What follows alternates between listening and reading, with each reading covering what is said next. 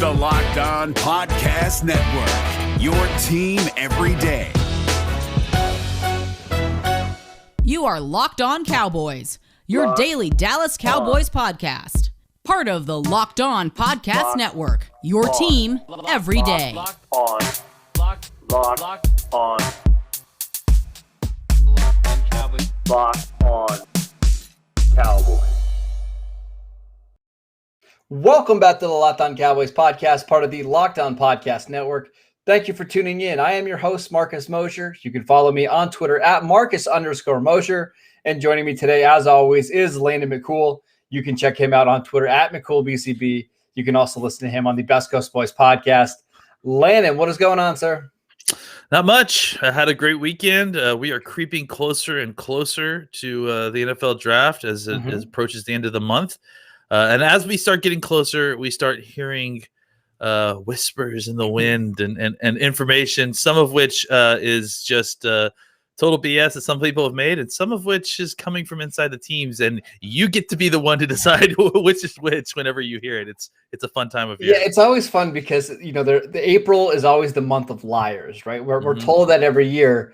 And yet we get a lot of rumors that end up turning out to be true, especially from the Cowboys perspective, right? Like a lot of times we start to learn who the picks are going to be around this time of year. And Landon, we got an interesting report on Sunday night via our friend Mike Fisher at Cowboys SI, talking about the plan at pick number 44. According to Fisher, his sources inside the building believe the Cowboys are targeting a quote-unquote blue chip defensive tackle.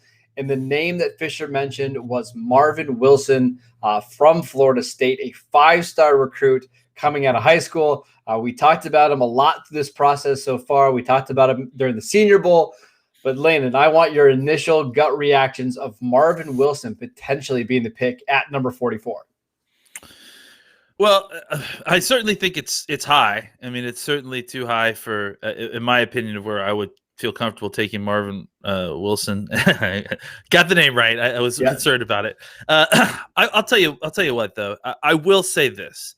I do think that Marvin Wilson is a guy who, due to some of the circumstances involved and the way that his collegiate career played out, who I think could eventually be a lot better pro than he was a collegiate player. I mean, this is a guy who was a five-star recruit coming out of high school, and if I'm not mistaken, I think was the number one recruit coming out of Texas in 2017. Number one defensive tackle recruit in this class. Yep. And you know, just a guy that had the whole world in front of him, and at one point, I think was choosing between Ohio State and Florida State before finally committing to Florida State. I posed this to some of y'all in the DM group last night as, you know, imagine how much different his career could have been if he had gone to Ohio State. And we don't know that it would have been better, but I think, you know, maybe a little bit more stability, more people around him. It feels like he, you know, even from the get-go got rushed onto the field and has been dealing with kind of alternating lower body injuries between this left and right meniscus injuries. And you know, frankly, probably should have come out after the 2019 season, has been through 3 coaching staff changes at Florida State since he's been there.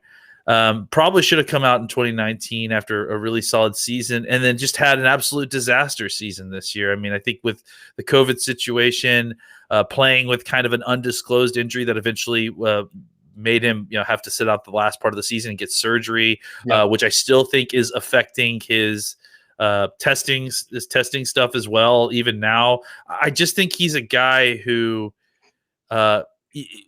if you were able to get him and give him, you know, low rotations, not require too much of him his rookie year, give him his body a little bit of time to rest, I think that this is a guy who eventually could be a much better pro than he is a collegiate player. But I just don't know. I mean, that's a lot of risk. That's a lot of hoops to jump through to take it 44. That's my real concern there. Yeah, if I put together a 2-minute highlight clip of all of his best plays, you would swear this would be a top 5 pick, right? Like that's the potential. And I know at the beginning of the draft process, you know, back in September and October, Marvin Wilson was a guy that, like Mel Kiper and Todd McShay, were mocking inside the top 7 or 8 picks. Like, this was a guy that was considered a top 10 talent. And the only reason that he's not in that consideration now is I think because he played poorly in 2020, partly because of that knee injury, right? And I think that's what has a lot of people concerned is, okay, how serious is this knee injury? Because at the Senior Bowl, we saw him practice, was it one day? And then he had to opt out. And then he had to take it off. Yeah. Right. So is he a guy that's ever going to be able to be healthy again like we saw in 2018 and 2019? And then there's some questions about, does he rush the passer really well? I think you can see that, at times he's not always the most consistent, but I don't think talent is a problem, except for when we're talking about the Cowboys picking at 44. That just feels like a spot where it's too risky to gamble on that type of player, right? Like if you're telling me it's 75 or 99, I can get behind that. It wouldn't be my favorite pick, but at 44, that just doesn't make a lot of sense to me. Yeah, and I think my point here is that I think he has talent that in some universe could have been taken at 44, right? Like if things had worked out differently for him, and if he opts out of the 2020 season, right? Like let's say we do it like that way, he's probably gone before that spot, which is crazy to say, but it's probably the truth. Yeah, it is, and that's the unfortunate side of, and I think maybe that's something that we should consider too, is that I think coaching staffs in a lot of ways are going to give him points for that because. Look, he didn't opt out of the 2020 season, and whether or not coaching staff should be docking players points for that, I'm sure they are. I'm sure they are. And he played, and not only did he play, he played, got hurt, and then he continued to play, even when the team wasn't doing well. So I think that shows you that he and was willing to come out to the Senior Bowl while he was injured, willing to play then too, like gutted through a lot of stuff while dealing with some injuries. I think that shows something. I think it shows that he loves to play football, and despite a 2020 season that did not go the way he wanted, he continued to show out for his team. So again, there's just so much risk there that I don't think it makes 44 palatable. But I also think that there has been a lot of negative talk about Marvin Wilson because of the way things have happened with the Senior Bowl in the 2020 season. I still think he's a player that has value, that has the potential that if he could just get kind of a reset on the last year, which he's not the only player, I think he could eventually be a guy that becomes a much better player than where he gets drafted. So to sum it up, we believe that the Cowboys do have interest in Marvin Wilson, just not at 44, correct? Yeah, that seems extremely rich for Marvin Wilson. It does feel rich. Let's take a quick break so I can tell you guys about Bet Online, the fastest and easiest way to bet on all your sports action. Football might be over, but NBA, college basketball, and the NHL are in full swing. Bet Online even covers awards, TV shows, and reality TV with real-time updated odds on almost anything you can imagine. Bet Online has you covered for all the news, scores, and odds. It's the best way to place your bets, and it's free to sign up. Head to the website or use your mobile device to sign up today and receive your 50% welcome bonus on your first deposit. Just make sure you're using that promo code LOCKEDON. Bet Online, your online sportsbook experts. All right, Landon, I want to continue to dive into this defensive tackle thing because, again, Mike Fisher from Cowboys SI said the Cowboys are hunting blue chip defensive tackles at pick number 44. First of all, to me, Landon, that signals that maybe the Cowboys know where they're going at number 10, right? Because you wouldn't narrow in on defensive tackles at 44 unless you knew you had a cornerback you're going to probably take at 10, right? Because that's easily your biggest need on defense. So are you kind of buying that these kind of go together, right? The Cowboys are going to take a corner at 10, then maybe hunt defensive linemen at 44? Well, I'm sure that they're trying to, fill out scenarios, right? I'm sure they're running through these scenarios and that they're saying, look, the vast majority of these scenarios in the ones that work pretty well for the Cowboys, Patrick Surtain or J.C. Horn is probably going to be the pick at 10. So if that's the case, what do we start looking at 44? If we're not having to then go around and turn around and get a cornerback, and again, I think this is, following the path of Patrick Surtain or J.C. Horn is the pick. If Kyle Pitts or Sewell fall to 10 and they take them at 10, I would assume that all bets are off and that they're trying to figure out what's going on at cornerback at 44. So, but if the Cowboys end up picking a cornerback at 10, which seems to be at this point the leader of the clubhouse, let's just say, then I think, like we've heard, and it's funny because we've heard a little bit of everything, right? Now we heard last week, we heard it was linebacker. This week we're hearing that it's defensive tackle. I think what it's likely is that they're just running through the scenarios of, okay, who's available at 44 if we go Surtain at 10? How does it usually fall? If we can't find a trade up partner, let's say that that maybe they're eyeballing a trade. If they can't find a trade up partner, what happens if they have to stick and pick at 44? Who's there? Where are they going to get the best bang for their buck on the roster? Defensive tackle seems like a natural position, right? Even the talk about linebacker is, I think that they want to go and get a specific talent that they like at linebacker. Yeah. For defensive tackle, I think that they feel like, hey, we've got some talent here, but we got to continue to fortify that position because we cannot just simply rely on Hill and Gallimore to develop into good starting defensive tackles. We need to make sure that we have more pieces and more options there. So it doesn't surprise me that they would continue to look at defensive tackle. I think the names that you're seeing in the second round at 44 are a little bit better names than I think we would have said, even a month ago. I think as we started to dig into these names a little bit, I think there's some players at 44 that you could feel comfortable about, and certainly players at 75 that if they fell to you, you would be running to the podium to pick. See, I actually disagree with you a little bit because I don't love any of the names that could potentially be available at 44. We can go through the list of defensive tackles, but which of these guys do you feel like would be a good pick or good value pick there? I mean, we talked about Levi Onwuzurike from Washington. He's kind of what they already have, right? Neville Gallimore and Tristan Hill. I don't think he's all that different. I think he's probably a little bit more athletic. And frankly, I also think that even though he may be a little bit of what they already have, I think that you need certainty that the position is going to work out. And I think you're going to rotate all of these guys as well, too. Sure, I think, I think there's a chance that Hill could become a little bit more of a run stuffer type, that they could play a little bit more at one technique, and maybe Gallimore sticks at three technique. And then Onwuzurike could be, a guy that plays mostly three technique as well. I think that there is some flexibility here, especially depending on how they play their techniques. My problem is here, Landon. We can go through some of these other names. I mean, what other guys intrigue you? Davion Nixon from Iowa, because that's somebody that I don't particularly love. We've talked about Tyler Shelvin and Tommy Togiai from Ohio State.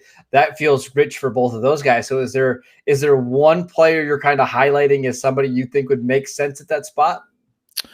I mean, I think that, I think Barmore could be available at 44 as far as we just don't know like who all is going to be available. But I also think that, when we looked at this last, a month ago, there was almost no one that we felt like could kind of line up there.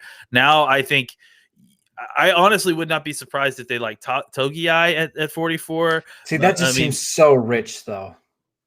I mean, I don't necessarily disagree, but I think that there are more guys that are in the conversation at 44 than there were even a month ago.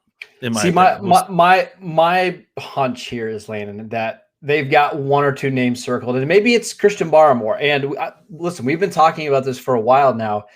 I've got a feeling they're going to be aggressive. And if Christian Barmore is available at pick 25, 26, 27, maybe that's the guy they go up and get because he's got the frame, he's got the athleticism and the pass rushing ability. Maybe that is somebody they target, but I don't love the option of sitting there at 44 and taking a guy unless you're taking a swing on one of these guys with just enormous upside, right? Like the guy that I keep coming back to, Landon, is Milton Williams from Louisiana Tech. He's like 6'6", 284 pounds, a ton of production, but really needs some time to develop. If you're going to take a defensive tackle, that's the one I want to gamble on. The rest of the names that we mentioned, I'm fine waiting till 75 or 99 to see who falls. Yeah, I mean, let me be clear. I am too. I certainly would prefer all these guys at 75, and I think that's more appropriate to most of them, except for Barmore, where they would be picked.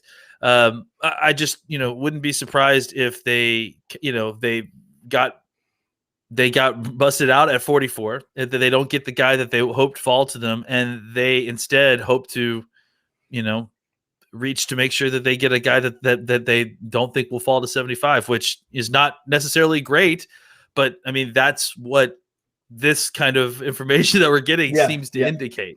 So. We'll see. Again, it's also lying season, like we said at the beginning. So this all could be a smokescreen. And I also wonder, like the hybrid guys, the guys that can play defensive end and defensive tackle, if they're not factored in here as well. Like Peyton Turner from Houston, he's 275 pounds, but maybe his future is inside as a 3 technique in the NFL. We're going to talk about another defensive end from Wake Forest in a second, who maybe is better inside as well. So I think it's interesting that, we're hearing that the Cowboys may be looking for defensive tackles in the 2nd round, maybe in the 3rd round. We've mentioned Tommy Togiai. We know that as somebody they like. But again, continue to look on day 2 for defensive tackles for the Dallas Cowboys. Let's take one more quick break so I can tell you guys about Built Bar. Built Bar is the best tasting protein bar out there. It's hard to even explain it. It's real chocolate with amazing flavors, and it's just a great combination of low calories, high protein, and low sugar with no crazy additives. Best of all, they taste fantastic. Go to BuiltBar.com and use promo code LOCKEDON15 to get 15% off your next box. Again, that is BuiltBar.com. All right, Landon, it's a mock draft Monday, and today we are looking at a mock by Josh Edwards of CBS Sports. At pick number 10, he goes Patrick Surtain from Alabama. We don't need to talk about that selection. I'm more interested in what he did in the 2nd round, having the Cowboys pass on your guy, Richie Grant, and my safety, Javon Holland from Oregon, to go and get defensive end Carlos Boogie Basham from Wake Forest. Today was the Carlos Basham day on Twitter. I saw a lot of people talking about him. He has some, 98th percentile athleticism, great production at Wake Forest. How would you feel about that pick for the Cowboys at number 44? These are those guys, Marcus. Yeah. These are those guys that I struggle with. The power defensive ends, the guys that I want to kick inside the defensive tackle, which you probably will. Passing downs. I struggle with Boogie, man. I think he's got a lot of tools that I like, and I think he avails himself of them very well. I think he's long armed. He's got a great frame. But he plays like he's like a 250-pound speed rusher. See, that's my problem with him as well. And he doesn't know what he is yet.